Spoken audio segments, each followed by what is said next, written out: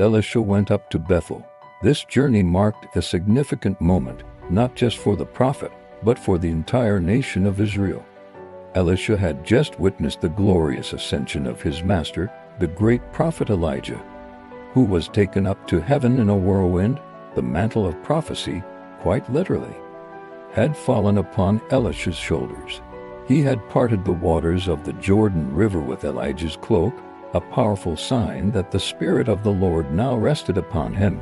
He had purified the waters of Jericho, healing the land and its people.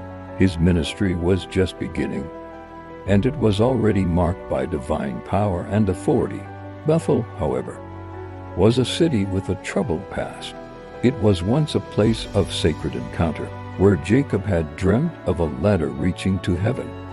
But in the days of the divided kingdom, it had become a center of idolatry. King Jeroboam had set up a golden calf there, leading the northern kingdom of Israel astray from the true worship of the Lord in Jerusalem. This was the city Elisha was now approaching, a city steeped in rebellion and spiritual darkness. He was walking into a place that was hostile to the ways of God and his prophets.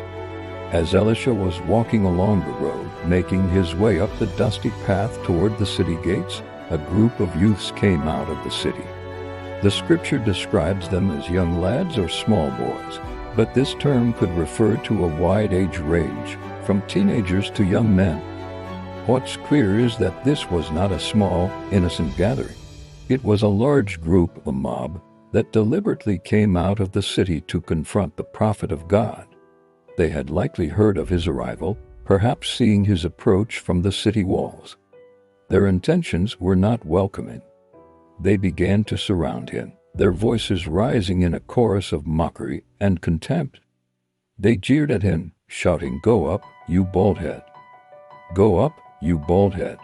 This was not simple, childish name-calling. It was a deeply malicious and blasphemous taunt.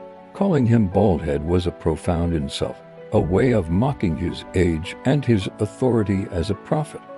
In that culture, a full head of hair was often associated with vitality and strength. So this was an attack on his very person. But the taunt went deeper. The phrase "go up" was a cynical and defiant challenge to his prophetic ministry. They were essentially saying, if you're such a great prophet like Elijah, why don't you go up to heaven like he did? Disappear.